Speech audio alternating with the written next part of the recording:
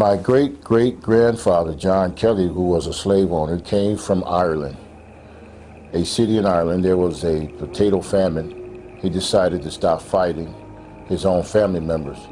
He went down to the Caribbean, and a place at that time was called Hispaniola. Hispaniola was one country, but today half of it's Dominican Republic, the other half is Haiti. He settled there in Hispaniola, the Haitian side, and he got a plantation, and he bought some slaves. Slavery was real big at that time. And one of those slaves was named Pinky.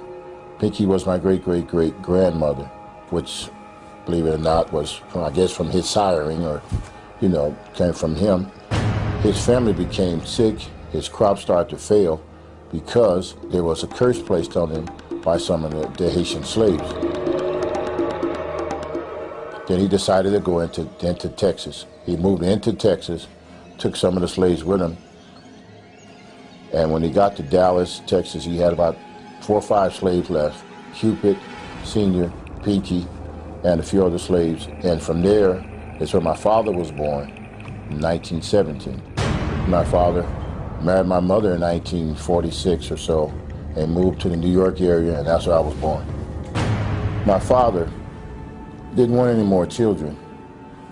At that time, it was about 6 or 7 other brothers and sisters were born before me. He told my mother he didn't want any more. So my mother said, well, I'm pregnant now, I'm not going to get rid of my child. And he said, yes, you are. He said, I already got it set up to take you to a back alley abortion clinic not far from a famous university there on the East Coast. And when my mother resisted having this abortion, he commenced to beating her and kicking her in the stomach and hitting her, trying to force the baby to come out or be stillborn. And so when that didn't work, he dragged her through the house and threw her in the car and took her down to where the abortionist was, and they were already waiting for her. They put her on the table, put her feet up in the stirrups, went inside of her with all kinds of weapons of destruction.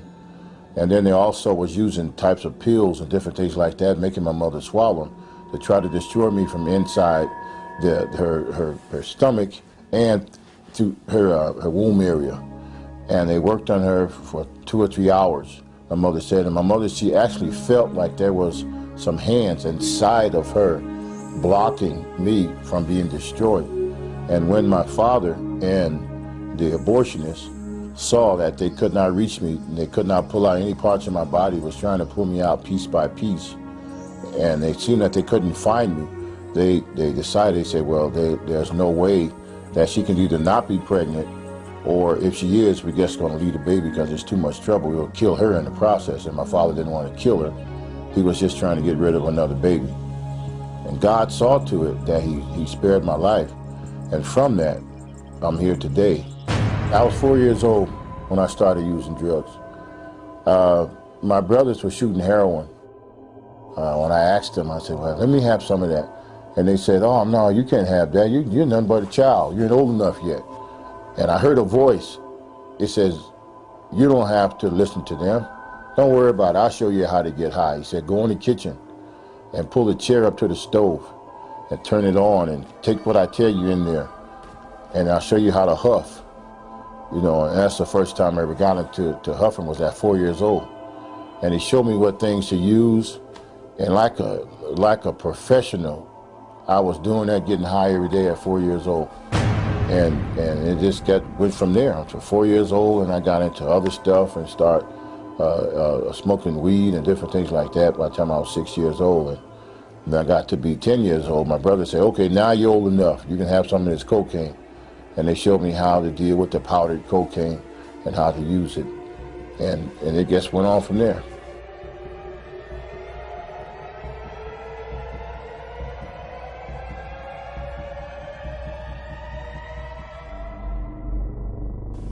As Curtis grew older, he also realized his family was involved in voodoo, a type of witchcraft from Haiti. He also met a voodoo priestess who casted spells for love, money, and power, but for a price. The Haitian voodoo priestess, actually, she was a priestess from Haiti who lived in Brooklyn. See, everybody has a territory in witchcraft. It's just like drug dealers got a territory. Well, witches and voodoo people, they don't overlap a lot of times. They have they say there's enough customers for everybody to go around. So she worked under my dad. She would act like she was a church evangelist. She would call meetings at our house, and she would have women that come who have lost their husband, not so much lost him because of death, lost him because he left her. And she would tell them, she'd say, you want to get your husband back? I got a potion for you, I got juju for you, I have a fetish for this and that and the other. For every problem she had a solution for you. And she was teaching me how to do the very same thing. She said, you are the seventh child. You are the seventh child of the voodoo priest, and you're chosen. And she told me, she said, you weren't supposed to be aborted or sacrificed. You were supposed to be taught. And I didn't understand any of those things, what she was talking about, but I found out later what she meant.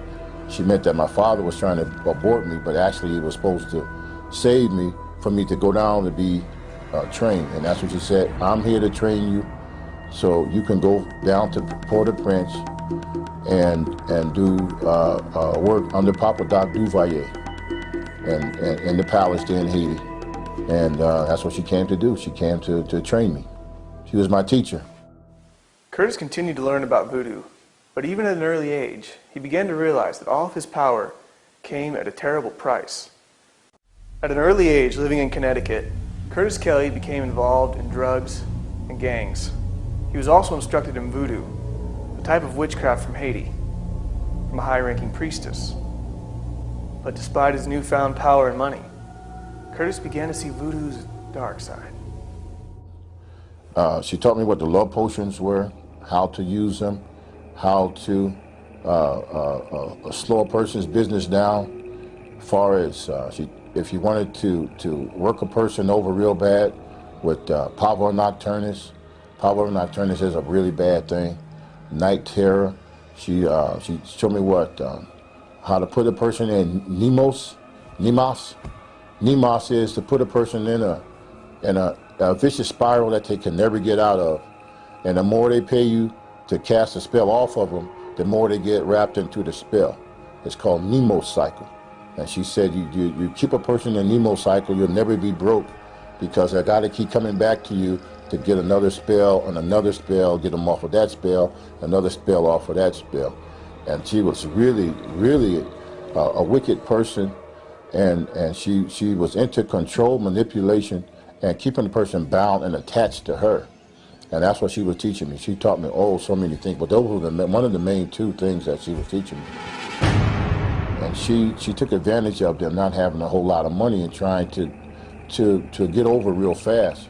And many of them, they were into the occult. They were not witches, but they believed that if God took too long, the occult would get it right now. They wanted that quick fix. And she was there to receive them. She's like a catcher's mitt, there to catch you, And at $20 back then was a lot of money, $20 not like it is now. That's just a tip now. But $20 back then was a lot of money. And she would charge like $20 to say you had like I said, a condition, physical condition. And what they would do with your physical condition, they didn't have the power to heal you. If you had a cramp right here, they would remove the cramp from here and they would put it down here in your knee. They would shift it, shift it. There's witchcraft called shifting, where you can't heal, you don't have that power, but you shift. And they teach me how to shift things from here to there.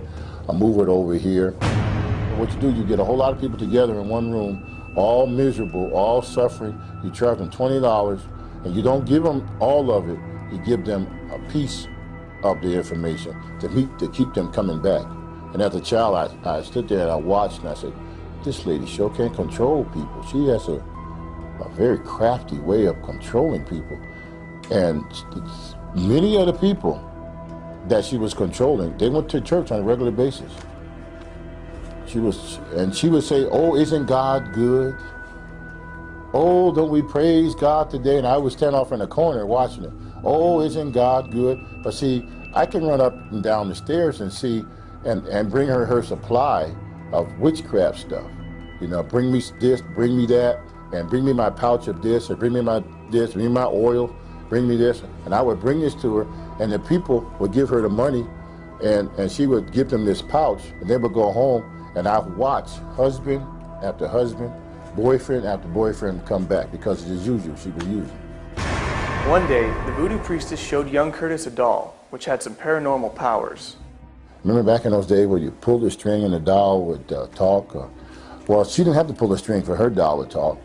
The doll would just talk to her, and she would talk back to the doll.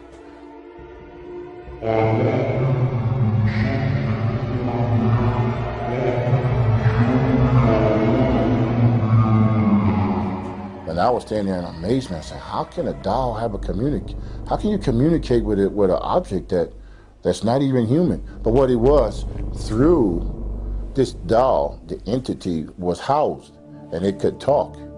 Okay, it's a spirit that goes inside of an inanimate object and can actually communicate. It can spin his head around, it can flap his eyes, it can move his mouth. But when you go to approach it, it just sits there. It'll just sit there and not move. But when she talked to it, it communicated. It told her what person is coming tonight and what problem they had, because it's a familiar spirit. That spirit can leave that doll, run to a person's house in the neighborhood, and show them each one of their problems, or show her each one of the people's problems. Case in point, one time in particular, she was doing another meeting at her house, and the doll told her certain things.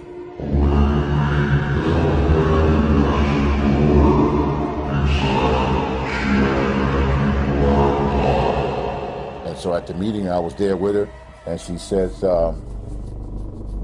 praise the Lord, I'm glad you're all here today. She said, you right there, lady, right there. She said, you have a dresser drawer in your house. And inside of that dresser drawer, you have this, that, and she itemized everything that was in her dresser drawer and never been to her house. Now, most people go to church and say, oh, that's the spirit of prophecy, hallelujah. She started hallelujah and going on, and I was there like a child like this. Okay. Lady, if you only knew, this is witchcraft, this is sorcery, that's a voodoo priestess there. And you know what, it wasn't free. The offering would grow then. Every time she would prophesy, I call it prophesy to somebody out of God, the people would just throw money at her, As Curtis plunged deeper into voodoo, he became frightened by strange apparitions that happened in his own bedroom.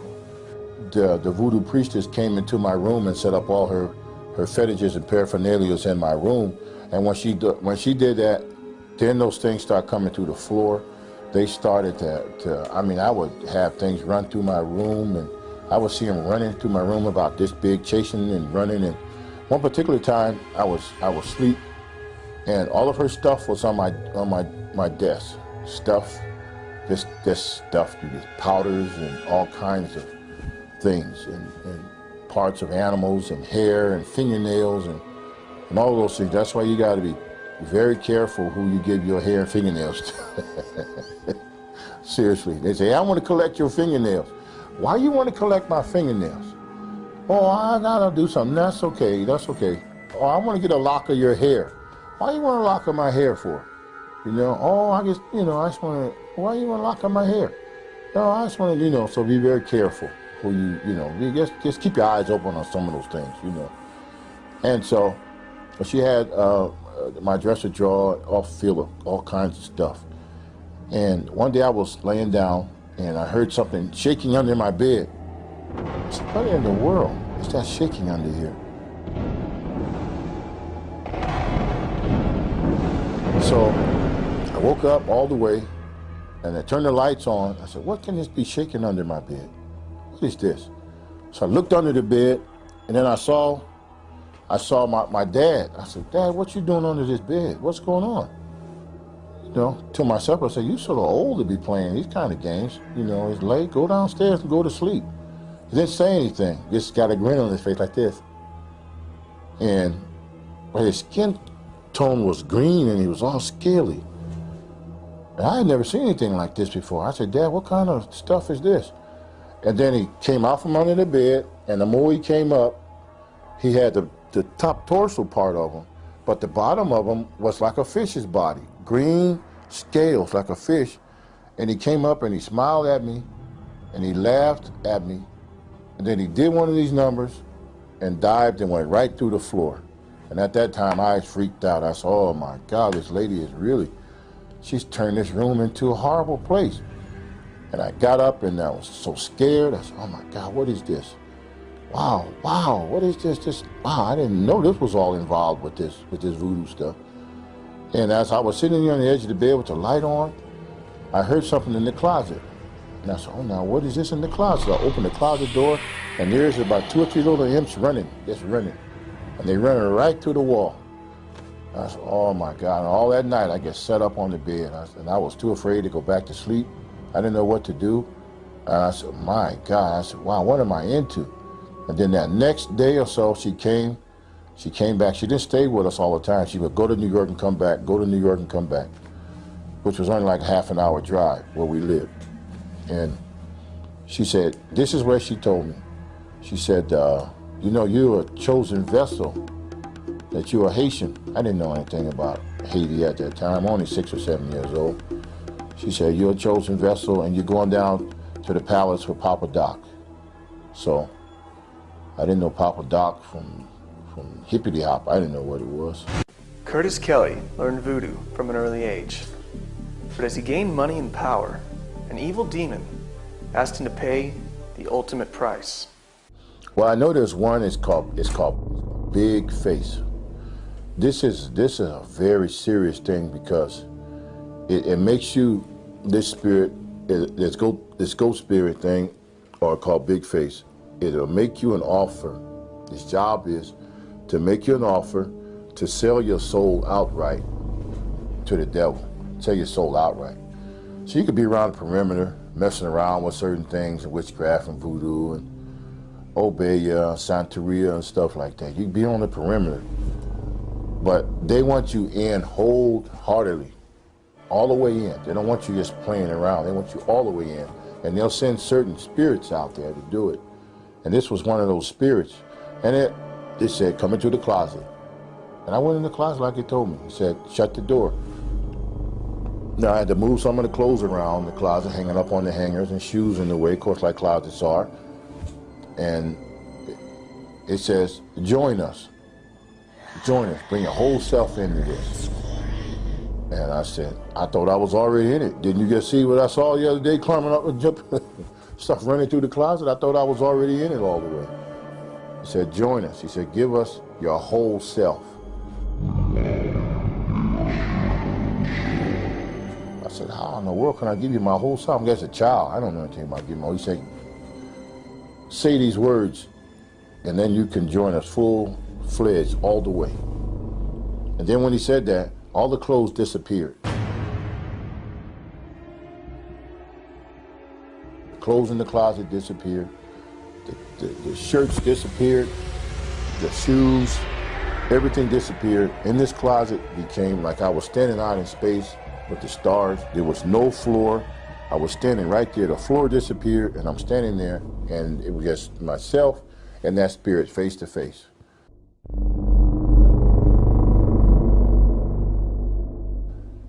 He said, if you give yourself totally, he will give you power. You'll have money. You'll have all the girls in the neighborhood plus. You'll have so much power that the politicians will respect you. The government will respect you. And you'll be able to go through walls. You'll be able to go into the bank and grab all the money you want and come right back to the wall. All you have to do is say yes. Give yourself to us totally. That God, that thing you heard of God, he's no good. He can't help you anyway. If he could have, he would have stopped us a long time ago. So that's showing you, you give yourself to us and we'll take care of you. And I stood there face to face with that thing, and it seemed like I heard another voice, a teeny tiny little voice, about the size of an ant almost. It said, don't do it. Don't do it. Don't do it. Don't say yes. Don't do it. And I didn't know who that voice was. I had never heard it before. But it said, don't do it. Don't do it. Don't do it. And that big face thing, that big spirit with that big ugly face, it was trying to show me, it showed me a vision of money and power and all of these different things, but that little voice said, don't do it. Don't do it. Then I said, no, I started doing like this. No, thank you. I'm gonna stay right like I am. I'm not coming headlong into this like you talking about. And he started screaming, why? Come do it. We'll give you everything you want. And I said, no. When I said no, the floor came back, the clothes in the closet came back. I opened that closet door, and I said, my God, what is going on here? And I never listened to that thing again. Because what it does, if you say yes, you sign that 10-year contract, or you sign a 20-year contract and agreement with them, it'd be like most people that you see that's getting involved with it. The 10th year, they come get you. The 20th year, they come get you. They kill you right on that 20th year. And it happens. I can name some people I know of that did what that thing invited me to do. They got the richest fast. They got famous on television. They became famous rock stars. They became famous actors and actresses. And after that 10-year contract or that 20 years, they died right in that same month, day, and week, and second that they signed off. I was in some very, very evil stuff, but I was too deep into it at that point to get out. Curtis Kelly, as a young boy growing up in the New York area, became entangled in a web of voodoo. He was trained by a voodoo priestess and told he would be taken to meet the president of Haiti for additional training. But he realized the voodoo woman was robbing his neighbors by selling them false cures for their illnesses. He was tormented by demons at night who appeared to him in many forms. Finally, one particular demon offered him power, money, and women if he would be willing to give himself completely to these evil forces. He said no, but the battle was far from over. Okay, the waster spirit. The waster spirit is exactly what it is. It's a spirit that's job is to make you waste away a little bit at a time every day. Its job is to cause a lot of fear. To fear of being in a house by yourself, fear of turning the lights off, fear of flying on an airplane, fear that different things are going to happen to you, fear that you're going to go broke. It torments you constantly. Like one famous actress said, the reason why she works so hard because she's afraid of going broke, and she's tormented with that idea. So if you're tormented in public, you're tormented in private. It won't just attack you outside. It starts in your house. They love to hang out in closets and under beds, and their main target a lot of times is children. They love to torment children. And I tell parents all the time, if your child say they see something in the room, don't beat them down. Just go in there and see. You know, let the waster spirit, this actual spirit, let them know that this child is not alone anymore. Now the child got some help. Go in there. If you're born again, spirit-filled Christian, take your bottle of blessed oil and anoint the threshold of that room, just like Moses did the death angel. It's not the death angel, but it still torments. The death angel, you know, that came to do away with you. What this thing does to slowly pick at you until you are nothing but just a bag of torment. If the wind blows too hard, you'll say, what is that? What is that? That's the job of the waster spirit. It does what it says. It comes to waste it away. It's in the bed. It's in the closet. And it's also known around the world as the boogeyman. That's his name, which comes from the Caribbean islands, the bogey. They used to call it the bogeyman. And children who were bad, they used to be threatened by the parents to say, if you don't be good, you know, they would say, Mom, if you don't be good, Mom, Mama's going to take the boogeyman after you, Mom. You know, that's in the Caribbean. And children would be afraid, but by the time they got to America, it went from boggy to boogie. You know, and it is a spirit, and children are tormented by it. And then people are called the waster spirit in the church. Many church people have the waster spirit to where they can't sleep at night. They're tormented. It takes your sleep away from you. It'll actually take your sleep. You wake up in the middle of the night over and over again because you're under attack of the waster spirit. Say over in Europe, in some parts of Europe, they call it tantu. It means household ruler. And when a person dies, and it's why this thing is so creepy. When a person dies, especially the man or the father, what the waster spirit would do, it would take on the appearance of that person, and they would walk to the house, and then you would feel your bed go down. You would feel the room always cracking, pops, and like doors closing when nobody's in the house. That's the waster spirit, and it just looks like the face of a ugly person. Sometimes gray in appearance, sometimes brownish appearance, big ugly cold eyes that never look to the left or right but stare straight ahead. Even though he knows you right here, if you see him, he'll just stand straight ahead, like disregarding you being there. Even there, he's there to torment you, but he's not paying you no attention because to him, you're not nothing. He's just coming to destroy you. You're in his house. He's going to look right at you. I've seen him face to face. I've talked to this spirit from time to time. It's very big hand. One finger is as big as both of my fingers put together on one hand. They're very big. I was even touched by him as a child. Told me I was supposed to do certain things for him.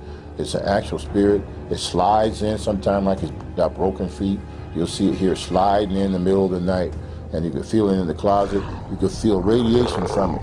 That's why fear is nothing without the presence of it. That like radiation that comes off of a spirit, that's the part that torments you. That's what the Bible said. Fear has torment. That's the part that torments you. If you don't feel it on your natural body, big deal. Hasn't done anything to you. You can laugh at it. But what it does, it knows that it radiates a type of radiation that burns. It makes you feel bad. You feel a horrible feeling. And then it'll have black spots in the ceiling. It'll be like clouds over clouds. That's when you know that waster spirit is in your house. And there's millions of people around the world who are tormented every day by a waster spirit. They can see its actual look, the face level of a man, because these are fallen spirits. They're fallen angels, you know, and they have an appearance like some of them have a male actual appearance. They look like a man with the eyes, nose, and mouth. But God has not given us that spirit of fear, but power, love, and a sound mind. And they love secrecy. They love it. They love for you never tell anybody that you're tormented. Don't say anything. Nobody's going to believe you. See, and that person that you want to tell, he may be tormented too.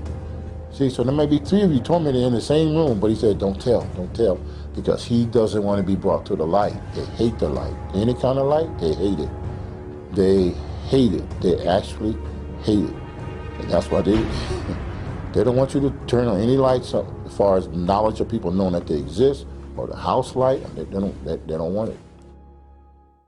Curtis Kelly used voodoo to his advantage, but was also attacked by the same demons which gave him money and power.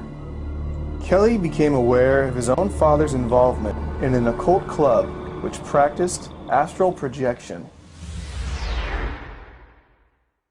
My father's friends, they were very demonic. They come from a very demonic elite club. Everybody couldn't join or be involved with that club. You had some doctors, you had some lawyers and judges and people of high esteem in the community were involved with this occultic club. My father was one of the ringleaders of this. And I remember many times in the middle of the night, I would hear downstairs. We had up and downstairs house, and I would hear a party going on downstairs, and I wanted to be involved with it. And so I would get up and I would go downstairs, down the flight of stairs, and when they would hear me coming down the stairs, they would say, "Oh, here he comes, here he comes." And I would see as their feet and everything went right through the wall, solid wall. And I said, wait a minute, how is that possible? And so they would come back again, and so I said, okay, I'm going to sneak down there and see who these people are. And my father would be entertaining them. And they would be partying, smoking, drinking, laughing, making all kinds of noise. But when they would hear I'm getting close, they would say, "Oh, here we come." And each time I come, I would see more of them. And they could actually just come right to a wall.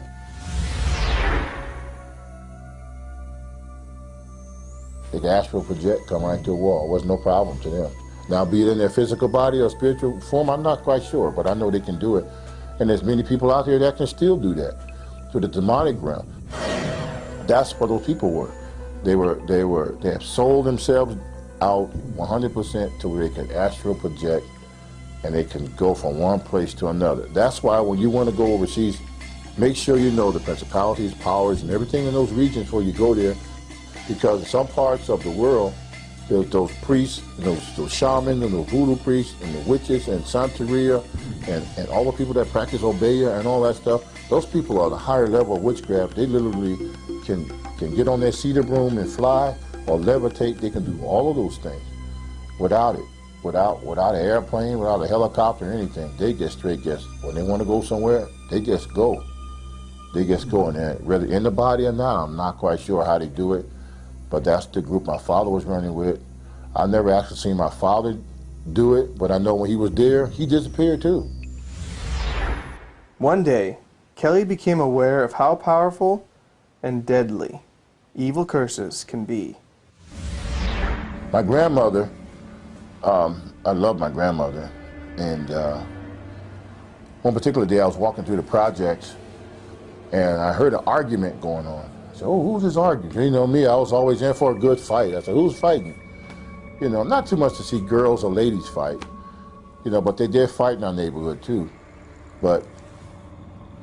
And I recognized his voice from a distance, from a half a block away. I said, it's not like my grandmother.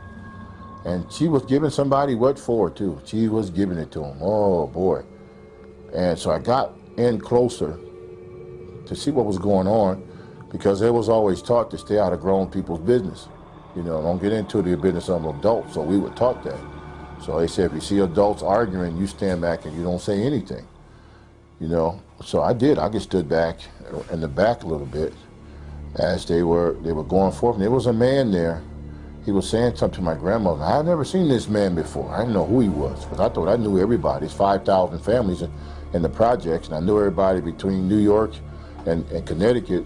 So I figured, no, I knew everybody. I didn't know who this guy was, arguing with my grandmother. So I didn't say anything, and I just stood back and watched. And they were going at it. I mean, they were going at it. My grandmother was little, but boy, she was holding her ground with this guy. And then she said something. She did her fingers a certain way, and she said, I'm gonna curse you. And she did one of these numbers, and she threw her hand, and she said some words that I'm never gonna say those words, but she said those words, and that man fell over backwards. Bang, he fell over, hit the concrete real hard. And I looked at that, wow. I called her Mama. I said, Mama, I didn't know you had that kind of power. I want that too, you know? And so I said those words that she said. I stood there in the background, way over there, about 10, 15, 20 feet away. She didn't know I was there. And I said those same words she said, and I saw something start spinning, like a tornado start spinning, just like this. And it started spinning faster and faster, and I looked there, and it came like this, and right inside of me. And I said, oh my God, what did I do? And then something was inside, it was still kept spinning inside of me. And I got so scared, I ran in the house, wasn't that far from our house. I ran in the house, and I saw my brothers and sisters and everybody there, and I was trying to explain to them what was going on. And said something, I kept saying, something's in me, something in me. What's in you? I said, I don't know, something's in me. Get it out, get it out. Something's in me, get it out. I said, oh, you crazy, there's nothing in you. What's in you? I said, it's inside, something's inside me. I said, all right, nothing inside of you. So that night, one of my uncles, he had a drinking problem real bad. He and I was real close. My dad and I weren't close, but my uncle, he sort of raised me. But everything my dad was showing me bad, he tried to show me good stuff. And so, but he had a drinking problem, and he was drunk. He laid on the floor, and I laid down there next to him, because he was my protector and my buddy, you know. He still is, he's still alive, so still love my uncle. And I laid there, and next thing I know, I hear that spinning thing coming. Now it's coming again, middle of the night, it's coming again. And I said, Unc, wake up, Unc, something's happening, wake up. He was so drunk he couldn't even lift his own head. He said, "What's wrong, nephew?"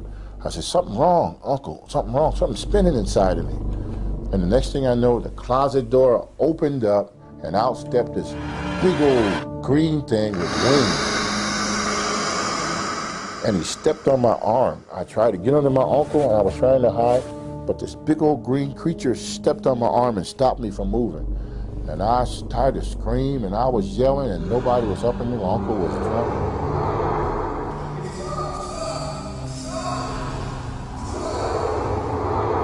That started a whole new thing from those words my grandmother was doing, putting the curse. When the Bible says bless and curse not, because when you cursing, you be cursed at the same time. A lot of people don't know that. It's better not to curse and forgive than to try to repay cursing for cursing, because when you curse, it comes right back on you automatically, because what you've done, you open the door. When it came to curses, Kelly didn't hesitate to use them, even on his own friends. The Davis brothers went to a revival meeting, and we were friends, and I didn't like the idea that they went to church, because after all I'd been through, the church was an enemy.